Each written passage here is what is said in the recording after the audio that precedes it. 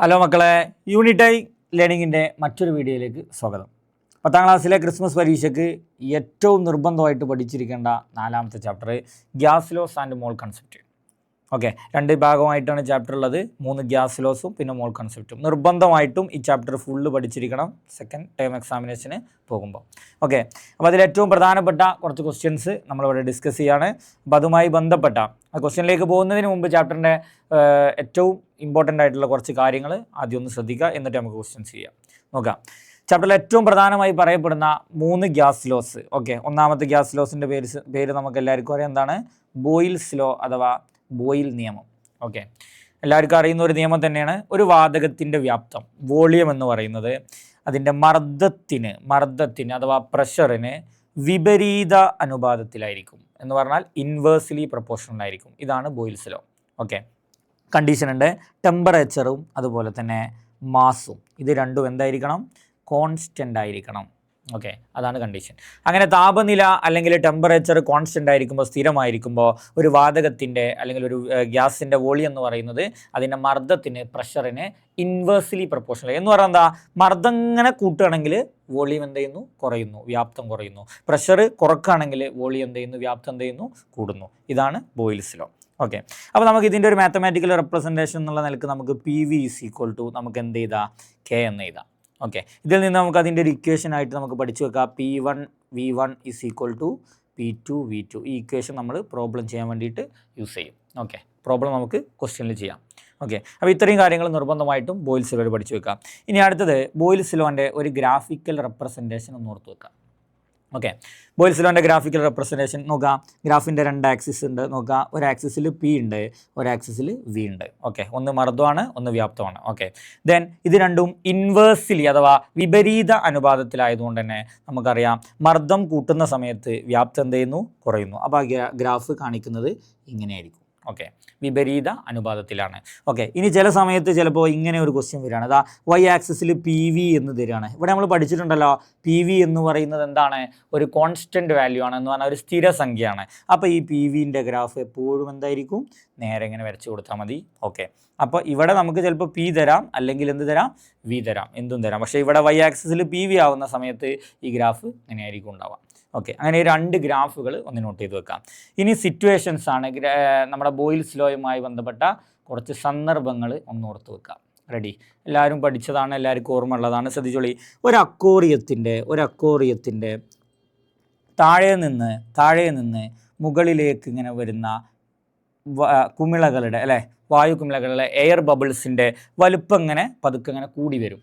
അതിൻ്റെ കാരണം എന്താണെന്ന് ചോദിച്ചാൽ നമുക്ക് കൃത്യമായിട്ട് പറയാം. അതിൻ്റെ കാരണം ബോയിൽസ് ലോ, ബോയിൽ നിയമമാണ്. ഓക്കെ, അതെങ്ങനെ നോക്ക്. ഈ വാതക കുമിളകൾ മുകളിലേക്ക് ഇങ്ങനെ വരും തോറും, ഓക്കെ, ജലത്തിൽ നിന്ന് മുകളിലേക്ക് വരും തോറും അവിടെ മർദ്ദം എന്ത് ചെയ്യുന്നുണ്ട്? കുറയുന്നുണ്ട്. പ്രഷർ കുറയുന്നുണ്ട്. പ്രഷർ കുറയുമ്പോൾ എന്ത് കൂടുന്നുണ്ട്? വ്യാപ്തം കൂടുന്നുണ്ട്. അതാണ് ഏത് നിയമം എന്ന് പറയുന്നത്? ബോയിൽ നിയമം എന്ന് പറയുന്നത്. ഓക്കെ, അപ്പോൾ നോക്കിയാൽ വെള്ളത്തിൽ നിന്ന് നമ്മൾ താഴേക്ക് ഇങ്ങനെ പോകും തോറും അവിടെ മർദ്ദം കൂടുതലായിരിക്കും. അപ്പോൾ വെള്ളത്തിൻ്റെ മുകളിൽ എന്തായിരിക്കും? മർദ്ദം കുറവായിരിക്കും, പ്രഷർ കുറവായിരിക്കും. സോ പ്രഷർ കുറയുമ്പോൾ അവിടെ എന്ത് കൂടുന്നു? വോളിയം കൂടുന്നു. അങ്ങനെ ഈ വാതക കുമിളകളുടെ വലുപ്പം എന്ത് ചെയ്യുന്നു? കൂടുന്നു. രണ്ടാമത്തെ ഒരു സിറ്റുവേഷൻ പഠിച്ചു വെക്കേണ്ടത്, ശ്രദ്ധിച്ചൊരു ടെക്സ്റ്റ് ബുക്കിലുള്ള ഒരു സിറ്റുവേഷനാണ്. കാലാവസ്ഥാ ബലൂണുകൾ, ഓക്കെ, വെതർ ബലൂണുകൾ മുകളിലേക്ക് ഇങ്ങനെ പോകും തോറും, അപ്പോൾ മുകളിലേക്ക് ഇങ്ങനെ പോകും തോറും തന്നെ ഓർത്ത് വെക്കണം, അവിടെ എന്ത് കുറയുന്നുണ്ട്? മർദ്ദം കുറയുന്നുണ്ട്. അപ്പോൾ അതിൻ്റെ എന്ത് കൂടുന്നുണ്ട്? വ്യാപ്തം കൂടുന്നുണ്ട്, വലുപ്പം കൂടുന്നുണ്ട്. പഠിച്ചു വെക്കുക. അപ്പോൾ ഇത്രയും കാര്യങ്ങൾ ജസ്റ്റ് ഒന്ന് നോട്ട് ചെയ്ത് വെക്കുക. ബോയിൽ നിയമത്തിൽ എന്തൊക്കെയാണ് പറഞ്ഞത്? ബോയിൽ നിയമത്തിൻ്റെ ഡെഫിനിഷൻ എന്താണെന്ന് പഠിച്ചു വെക്കണം. ബോയിൽ നിയമത്തിൻ്റെ മാത്തമാറ്റിക്കൽ റെപ്രസെൻറ്റേഷൻ പഠിച്ചു വെക്കണം. ബോയിൽ നിയമവുമായി ബന്ധപ്പെട്ട ഇക്വേഷൻ പഠിക്കണം. 2 ഗ്രാഫുകൾ പഠിക്കണം. അതിൻ്റെ സിറ്റുവേഷൻ പഠിക്കണം. ഓക്കെ, ഇനി മറ്റൊരു പ്രധാനപ്പെട്ട രണ്ടാമത്തെ ഒരു ലോ ആണ് ഏതെന്ന് പറയുന്നത്? Charles law. Okay, Charles law. Okay, എന്താണ് ചാൾസ് ലോ എന്ന് പറയുന്നത്? നോക്കാം, വ്യാപ്തവും താപനിലയുമാണ്. അവിടെ മർദ്ദമല്ല, വ്യാപ്തമുണ്ട്, വോളിയമുണ്ട്, പക്ഷെ അവിടെ ടെമ്പറേച്ചറാണ്. ടെമ്പറേച്ചറും വോളിയവും എന്ന് പറയുന്നത് എന്താണ്? നേർ അനുപാതത്തിലാണ്. എന്ന് പറഞ്ഞാൽ ഡയറക്റ്റ്ലി പ്രപ്പോർഷണൽ ആണ്. അപ്പോൾ നോക്കി, അവിടെ മർദ്ദം ഇല്ലാത്തത് കൊണ്ട് ആ മർദ്ദം അവിടെ എന്തായിരിക്കും? കോൺസ്റ്റൻ്റ് ആയിരിക്കും. അതുപോലെ തന്നെ അവിടെ എന്തും കോൺസ്റ്റൻ്റ് ആയിരിക്കും? മാസും കോൺസ്റ്റൻ്റ് ആയിരിക്കും. മർദ്ദവും അതുപോലെ തന്നെ മാസും എന്തായിരിക്കും? കോൺസ്റ്റൻ്റ് ആയിരിക്കും. കൃത്യമായിട്ട് അതിൻ്റെ ഡെഫിനിഷൻ പഠിച്ചു വെക്കുക. At constant pressure volume of a definite mass of a gas is directly proportional to its temperature in Kelvin scale എന്നുകൂടി ഓർത്ത് വെക്കണം കേട്ടോ. ഈ ടെമ്പറേച്ചർ കെൽവിൻ സ്കെയിലിലെ ടെമ്പറേച്ചറിന് താപനിലക്ക് നേർ അനുപാതത്തിലായിരിക്കും. മർദ്ദം എന്തായിരിക്കുമ്പോൾ സ്ഥിരമായിരിക്കുമ്പോൾ. അപ്പോൾ ഡെഫിനിഷൻ പഠിക്കാം. ഓക്കെ, ഇനി നമ്മൾ നേരത്തെ PV = K എന്ന് പഠിച്ച പോലെ തന്നെ ഇവിടെ പഠിക്കേണ്ട ഒരു സാധനമാണ് V/T = K. V/T നമ്മൾ ചെയ്ത വ്യാപ്തത്തിന് നമ്മൾ താപനില കൊണ്ട് ഇങ്ങനെ ഡിവൈഡ് ചെയ്താൽ നമുക്ക് കിട്ടുന്ന വാല്യൂ ഒക്കെ എന്തായിരിക്കും? കോൺസ്റ്റൻ്റ് ആയിരിക്കും. അതാണ് K, ഒരു സ്ഥിരസംഖ്യ കിട്ടും. അപ്പോൾ നമുക്ക് ഇക്വേഷൻ ചെയ്താൽ എന്ത്? V1 / T1 = V2 / T2. ഇത് ചെയ്യാൻ പറ്റും. Okay, V1 / T1 = V2 / T2 ചെയ്യാം. ഓക്കെ, ഇനി അടുത്തത് ഇതിൻ്റെ ഗ്രാഫിക്കൽ റെപ്രസെൻറ്റേഷൻ ഒന്ന് നോക്കുക. ഗ്രാഫിക്കൽ റെപ്രസെൻറ്റേഷൻ ഒന്ന് ശ്രദ്ധിക്കട്ടോ. ഓക്കെ, നോക്കാം. എക്സ് ആക്സിസ് ഉണ്ട്, വൈ ആക്സിസ് ഉണ്ട്. ഓക്കെ, ഇവിടെ V വരച്ച്, ഇവിടെ T വരച്ച്. ഓക്കെ, V എന്ന് പറയുന്നതും T എന്ന് പറയുന്നതും താപനിലയും തമ്മിൽ നേർ അനുപാതത്തിലാണ്. അപ്പോൾ നോക്കി, വ്യാപ്തം ഇങ്ങനെ കൂടുന്നതിനനുസരിച്ച് താപനില ഇങ്ങനെ എന്ത് ചെയ്യുന്നു? കൂടുന്നു. ഇതൊരു ഗ്രാഫ്. ഓക്കെ, ഇനി അടുത്തൊരു ഗ്രാഫ് ശ്രദ്ധിച്ചോളി. ഇവിടെ വിയോ അല്ലെങ്കിൽ ടിയോ എന്തും തരാം. പക്ഷേ ഇവിടെ V/T തന്നാൽ ശ്രദ്ധിക്കുക, V/T എന്ന് പറയുന്നത് എന്താണ്? ഒരു കോൺസ്റ്റൻ്റ് ആണ്, ഒരു സ്ഥിരസംഖ്യയാണ്. അപ്പോൾ നമ്മൾ നേരത്തെ PV തന്നപ്പോൾ വരച്ച പോലെ ഇങ്ങനെ നേരെ വരക്കാം. ടെക്സ്റ്റ് ബുക്കിൽ കൃത്യമായിട്ട് പറയുന്ന ചാൾസ് ലോൻ്റെ ഒരു അടിപൊളി ഗ്രാഫ് ഉണ്ട്. ശ്രദ്ധിച്ചോളി, ഇത് എക്സ് ആക്സിസ്. ഓക്കെ, ഇത് വൈ ആക്സിസ്. ഓക്കെ, ഇവിടെ നമ്മൾ ടെമ്പറേച്ചർ കൊടുത്തു, ഇവിടെ നമ്മൾ എന്ത് കൊടുത്തു? വ്യാപ്തം കൊടുത്തു, വോളിയം കൊടുത്തു. ഓക്കെ, നമുക്കറിയാം ടെമ്പറേച്ചർ ഇങ്ങനെ കൂടുന്നതിനനുസരിച്ച് എന്ത് കൂടുന്നുണ്ട്? വ്യാപ്തം കൂടുന്നുണ്ട്. അപ്പോൾ നോക്കി, ടെമ്പറേച്ചർ ഇങ്ങനെ കുറയുന്നതിനനുസരിച്ച് വോളിയം എന്ത് ചെയ്യുന്നുണ്ട്? കുറയുന്നുണ്ട്. അങ്ങനെ ടെമ്പറേച്ചർ കുറഞ്ഞ് 0 ഡിഗ്രി സെൽഷ്യസിലെത്തിയാൽ ഇവിടെ വോളിയം എന്തിലെത്തിയിട്ടില്ല? 0 ഡിഗ്രി സെൽഷ്യസിലെത്തിയിട്ടില്ല. ഇനി നമ്മൾ വോളിയത്തിനെ ഇങ്ങനെ 0 ഡിഗ്രി സെൽഷ്യസിലേക്ക് കൊണ്ടുപോവുകയാണെങ്കിൽ ശ്രദ്ധിക്കുക, അവിടുത്തെ ടെമ്പറേച്ചർ എന്ന് പറയുന്നത് -273.15 ഡിഗ്രി അല്ലെങ്കിൽ -273 ഡിഗ്രി സെൽഷ്യസ് ആയിരിക്കും. അല്ലെങ്കിൽ ആ ടെമ്പറേച്ചറിന് നമ്മൾ 0 കെൽവിൻ എന്ന് പറയും. ആ ടെമ്പറേച്ചറിനാണ് അബ്സല്യൂട്ട് 0 അല്ലെങ്കിൽ കേവല 0 എന്ന് പറയുന്നത്. ഓക്കെ, ഇനി നമുക്ക് അടുത്ത് പറയാനുള്ളത് സിറ്റുവേഷൻ ആണ്. ചാൾസ് ലോയുമായി ബന്ധപ്പെട്ട സന്ദർഭങ്ങൾ ശ്രദ്ധിക്കുക. ഒന്നാമത്തെ സന്ദർഭം, നമ്മൾ വേനൽക്കാലത്തൊക്കെ ടയറിൽ കാറ്റ് നിറക്കുന്ന സമയത്ത് അവിടെ മർദ്ദം കുറച്ചിട്ട് വേണം നമ്മൾ ടയറിൽ കാറ്റ് നിറക്കാനെന്ന് പറയലുണ്ട്. അതിൻ്റെ കാരണം എന്താ? വേനൽക്കാലത്ത് ചൂട് കൂടുതലായിരിക്കും. അപ്പോൾ അതിൻ്റെ ഉള്ളിൽ എയർ എന്ത് ചെയ്യും? എയറിൻ്റെ ടെമ്പറേച്ചർ, വായുവിൻ്റെ താപനില കൂടും. താപനില കൂടുമ്പോൾ എന്ത് കൂടും? വ്യാപ്തം കൂടും. അങ്ങനെ ആ ടയർ എന്ത് ചെയ്യാനുള്ള സാധ്യതയുണ്ട്? പൊട്ടാനുള്ള സാധ്യതയുണ്ട്. അപ്പോൾ വേനൽക്കാലങ്ങളിൽ നോക്കി, സമ്മർ സീസണിൽ ടയറിൽ കാറ്റ് നിറക്കുമ്പോൾ ശ്രദ്ധിക്കണം. അത് ഏത് നിയമമാണ്? ചാൾസ് ലോ ആണ്. രണ്ടാമത് ജസ്റ്റ് ടെക്സ്റ്റ് ബുക്കിൽ പറയുന്ന മറ്റൊരു എക്സാമ്പിൾ, ലിക്വിഡ് അമോണിയ. നോക്കുക, ലിക്വിഡ് അമോണിയ അഥവാ ദ്രാവക അമോണിയയുടെ ബോട്ടിൽ നമ്മൾ തുറക്കുന്ന സമയത്ത് അത് ജസ്റ്റ് ഒരു തണുത്ത വെള്ളത്തിൽ, ഒരു കോൾഡ് വാട്ടറിൽ മുക്കിയതിന് ശേഷം നമ്മൾ എന്ത് ചെയ്യണം? ഓപ്പൺ ചെയ്യണം എന്ന് പറയുന്നുണ്ട്. അതും ഏത് നിയമവുമായി ബന്ധപ്പെട്ടതാണ്? ചാൾസ് നിയമവുമായി ബന്ധപ്പെട്ടതാണ്. ഓക്കെ, പിന്നെ ചാൾസ് നിയമവുമായി ബന്ധപ്പെട്ട ഏറ്റവും ഈസി ആയിട്ടുള്ള ടെക്സ്റ്റ് ബുക്കിൽ പറയാത്തൊരു എക്സാമ്പിളാണ്, ഒരു ബലൂൺ നമ്മൾ വെയിലത്ത് വെച്ച് കഴിഞ്ഞാൽ അത് പൊട്ടും. ഓക്കെ, അതിൻ്റെ കാരണം ചാൾസ് നിയമമാണ്. കാരണം എന്താ? വെയിലിൻ്റെ ചൂടേറ്റിട്ട് ബലൂണിൻ്റെ ഉള്ളിലെ വായു എന്ത് ചെയ്യുന്നു? ചൂടാവുന്നു. അപ്പോൾ അതിൻ്റെ വ്യാപ്തം കൂടുന്നു, സ്വാഭാവികമായിട്ട് എന്ത് ചെയ്യുന്നു? പൊട്ടുന്നു. ഓക്കെ, അപ്പോൾ അത് നോട്ട് ചെയ്ത് വെക്കുക. അപ്പോൾ ഇതാണ് ചാൾസ് നിയമവുമായി ബന്ധപ്പെട്ട് പഠിക്കേണ്ട കാര്യങ്ങൾ. ഇനി ലാസ്റ്റ് ഒരൊറ്റ നിയമവും കൂടിയുണ്ട്. ഏതാണ് നിയമം എന്ന് പറയുന്നത്? അവഗാഡ്രോ നിയമം എന്ന് പറയുന്ന ഒരു നിയമമുണ്ട്. Avogadro's law. ശ്രദ്ധിക്കുക, അവഗാഡ്രോ നിയമം നോക്കിയോളി. ഒരു വാതകത്തിൻ്റെ വ്യാപ്തം എന്ന് പറയുന്നത് അതിലുള്ള തന്മാത്രകളുടെ എണ്ണത്തിന്, നമ്പർ ഓഫ് മോളിക്യൂൾസിന് എന്തായിരിക്കും?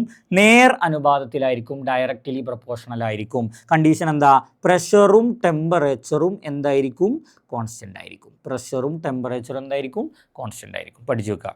ഓക്കെ, ദെൻ ഇതിൻ്റെ എക്സാമ്പിളായിട്ട് പറയുന്നത്, ഇപ്പോൾ നമുക്കറിയാം, ഒരു ബലൂണ് നമ്മൾ ജസ്റ്റ് ഇങ്ങനെ ഊതി വീർപ്പിക്കുക. ഇനി ബലൂൺ ഈസ് ബീയിങ് ഇൻഫ്ലേറ്റഡ്. ഒരു ബലൂണ് വെറുതെ ഇങ്ങനെ ഊതി വീർപ്പിക്കുക.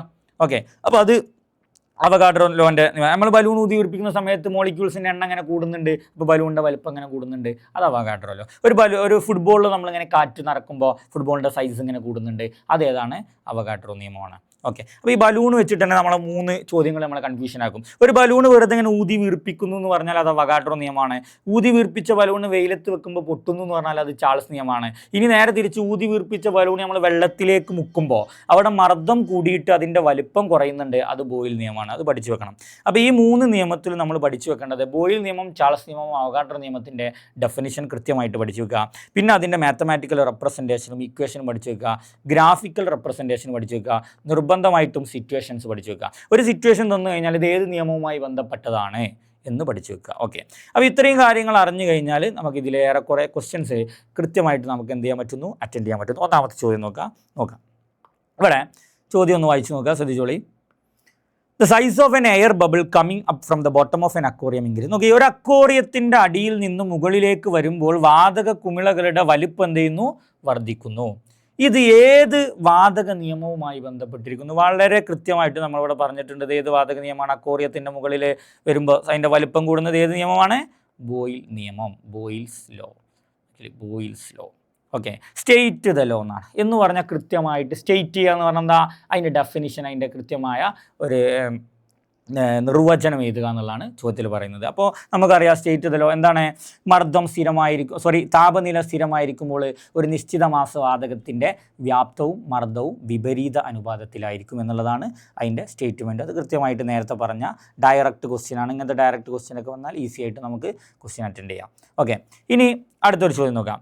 The volume of a fixed mass of a gas at 1 atm pressure is 10 liter. ശ്രദ്ധിക്കണ്ട, ഒരു പ്രഷർ അവിടെ തന്നിട്ടുണ്ട് അല്ലേ? പ്രഷർ എത്രയാണ്? 1 atm. 1 atm പ്രഷറിൽ അതിൻ്റെ വോളിയം എത്രയാണ്? 10 ലിറ്റർ ആണ്. Okay, what will be its volume? നോക്കിയോളി, ഈ മർദ്ദം ഇനി ഞാൻ 5 atm ആയി കൂട്ടുകയാണ്. ഇപ്പോൾ 1 atm ഉണ്ടായിരുന്നത്, ഇനി ആ മർദ്ദത്തിനെ ഞാൻ എന്താക്കാണ്? 5 atm ആക്കിയിട്ട് കൂട്ടുകയാണ്. ഓക്കെ, അങ്ങനെ പ്രഷർ ഞാൻ 5 atm ആക്കിയിട്ട് കൂട്ടിയാൽ എനിക്ക് അതിൻ്റെ എന്ത് കണ്ടുപിടിക്കണം?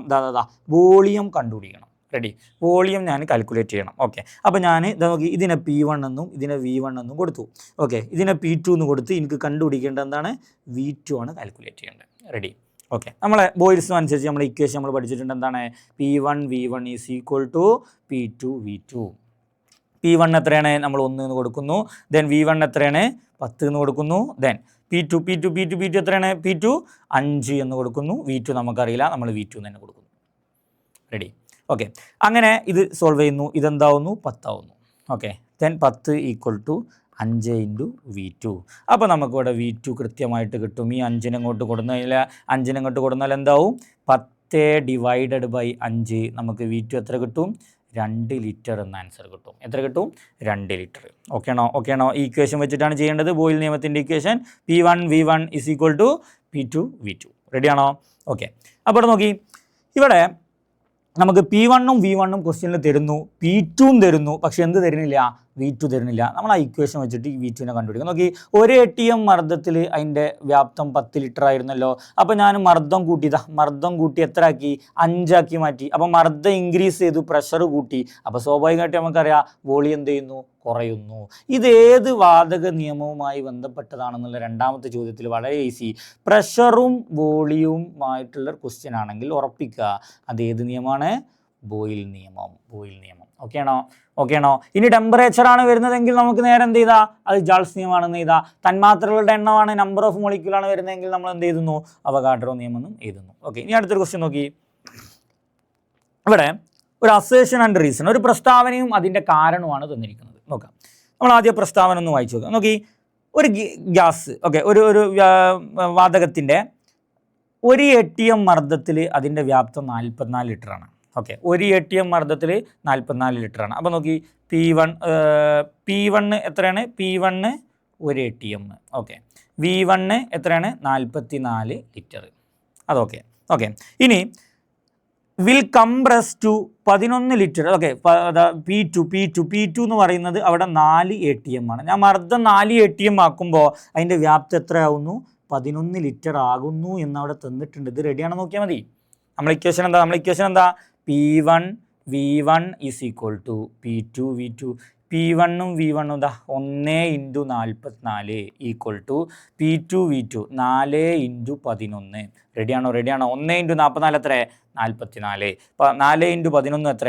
44. അപ്പോൾ ഇത് കറക്റ്റാണ്, അതിലൊരു പ്രശ്നമില്ല. അപ്പോൾ നമ്മൾ അസേഷൻ കറക്റ്റാണ്. Ready, okay. ഇനി അതിൻ്റെ റീസൺ തന്നിട്ടുണ്ട്. According to Boyle's law P1 V1 is equal to P2 V2. നമ്മൾ ഇത് വെച്ചിട്ട് തന്നെയല്ല ഇത് റെഡിയാണെന്ന് പറഞ്ഞത്. P1 V1 is equal to P2 V2 അല്ലേ? ആ ഇക്വേഷൻ വെച്ചിട്ടാണ് ഇത് രണ്ടും കറക്റ്റാണ് എന്നുള്ളത് നമ്മൾ കണ്ടുപിടിച്ചിട്ടുള്ളത്. അപ്പോൾ അതിൻ്റെ റീസൺ എന്താണ്? കറക്റ്റാണ്. അപ്പോൾ ഓപ്ഷൻ എന്ത് വരുന്നു നോക്കിയോളി. A, R എന്നിവ ശരിയാണ്. R ആണ് എയുടെ ശരിയായ വിശദീകരണം എന്ന് പറയുന്ന option A. Both A and R true and R is the correct explanation. That is the answer. Okay, okay, ഇനി അടുത്ത ക്വസ്റ്റ്യൻ നോക്കാം. 4ാമത്തെ ചോദ്യം നോക്കളി.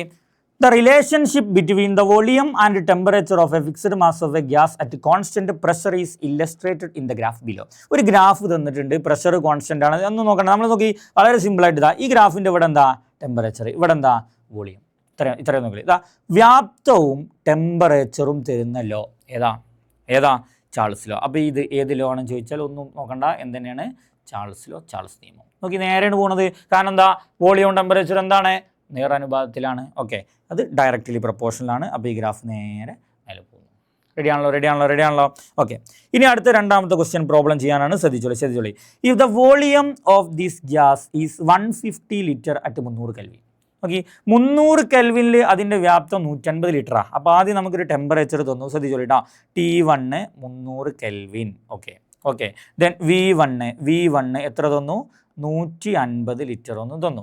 What will B the volume of this gas at 600 kelvin. Okay, temperature മാറ്റി ഞാൻ എന്താക്കി? Temperature മാറ്റി 600 kelvin ആക്കി. അപ്പോൾ V2 എത്രയൊക്കെ വളരെ ഈസി ആയിട്ട് കണ്ടുപിടിക്കുക. V2 എത്രയായിരിക്കും? 300 നേരെ 600 ആകുമ്പോൾ 150 നേരെ എന്താവും? 300 ആവും. കാരണം അത് നേരനുപാതത്തിലാണ്, നേരെ ഇരട്ടിയാവും. നമുക്ക് ഇക്വേഷൻ വെച്ചിട്ടൊന്നും ചെയ്ത് നോക്കാം. നോക്കി നമ്മൾ ഇക്വേഷൻ എന്താ? V1 divided by T1 is equal to V2 divided by T2. Charles law ആണ് കേട്ടോ, അതുകൊണ്ടാണ് ഇക്വേഷൻ ഇങ്ങനെ വരുന്നത്. ശ്രദ്ധിക്കണം. ബോയിൽസ് നിയമത്തിന് P1 V1 is equal to P2 V2 ആണെങ്കിൽ ചാൾസ് നിയമത്തിന് V1 divided by T1 is equal to V2 divided by T2. Okay, അപ്പോൾ അങ്ങനെ നമ്മൾ ഇതൊന്നും ചെയ്ത് നോക്കാം. V1 എന്ന് പറയുന്നത് 150, ശ്രദ്ധിച്ചോളൂ 150. T1 എന്ന് പറയുന്നത് 300 ഈക്വൽ ടു. ഓക്കെ, V2 നമുക്ക് എന്തെയില്ല, അറിയില്ല. ഓക്കെ, T2 നമ്മൾ 600 കൊടുത്തു. റെഡി. ഓക്കെ, അപ്പോൾ നമ്മൾ ഈ V2 കാണാൻ ശ്രദ്ധിച്ചോളൂ. നമ്മൾ ഈ V2 കാണാൻ നമ്മൾ ഈ 600 നേരെ അങ്ങോട്ട് കൊണ്ടുപോകണം. അപ്പോൾ 150 ഡിവൈഡഡ് ബൈ 300 ഇൻറ്റു എന്ത് വരുന്നു? 600. ഈ 300ഉം ഈ 600ഉം കട്ട് ചെയ്താൽ നമുക്ക് ഇവിടെ മേലെ 2 വരും. ഓക്കെ, അപ്പോൾ 150 ഇൻറ്റു 2 എത്ര കിട്ടുന്നു? 300 ലിറ്റർ എന്ന് കിട്ടുന്നു. വളരെ സിമ്പിൾ. നോക്കി, അതായത് 300 കെൽവിനിൽ 150 ലിറ്റർ എന്ന് പറയുമ്പോൾ ഈ 300 ഞാൻ നേരെ ഇരട്ടിയാക്കാണ് 600. അപ്പോൾ 150 നേരെ ഇരട്ടിയായിട്ട് എന്തായി മാറും? 300 മാറും. ഓക്കെ, 2 മാർക്കിൻ്റെ അല്ലെങ്കിൽ 1 മാർക്കിനൊക്കെ ചോദിക്കുന്ന ചോദ്യങ്ങളാണ് പറഞ്ഞിട്ടുള്ളത്. ഓക്കെ, ഇനി മറ്റൊരു ക്വസ്റ്റ്യൻ നോക്കാം. ഇതേ നിയമങ്ങളുമായി ബന്ധപ്പെട്ട ചോദ്യമാണ്. ശ്രദ്ധിച്ചോളി. 10 litre of oxygen at constant temperature and pressure contain X molecule. ശ്രദ്ധിച്ചോളി. 10 ലിറ്റർ ഞാൻ എടുക്കുമ്പോൾ അതിലുള്ള തന്മാത്രകളുടെ എണ്ണം ശ്രദ്ധിക്കണം. 10 ലിറ്റർ ഓക്സിജനിൽ X തന്മാത്രകൾ അടങ്ങിയിരിക്കുന്നു. അപ്പോൾ തന്നെ ഒരു കാര്യങ്ങൾ മനസ്സിലാക്കണം. ഇത് വ്യാപ്തമാണ്, ഇത് തന്മാത്രകളുടെ എണ്ണമാണ്. ഏതാ നിയമം? അവഗാഡ്രോ നിയമം. ഏതാണ്? അവഗാഡ്രോ നിയമം. ഓക്കെ, ഇതേ താപനിലയിലും മർദ്ദത്തിലും സ്ഥിതി ചെയ്യുന്ന മറ്റു വാതക സാമ്പിളുമായി ബന്ധപ്പെട്ട കുറച്ച് ചോദ്യങ്ങൾ താഴെയുണ്ട്. ചോദ്യത്തിന് ആൻസർ ചെയ്തണം. നോക്കളി, ഞാൻ 10 ലിറ്ററിന് പകരം ഞാൻ 5 ലിറ്റർ ഹൈഡ്രജൻ എടുത്തു.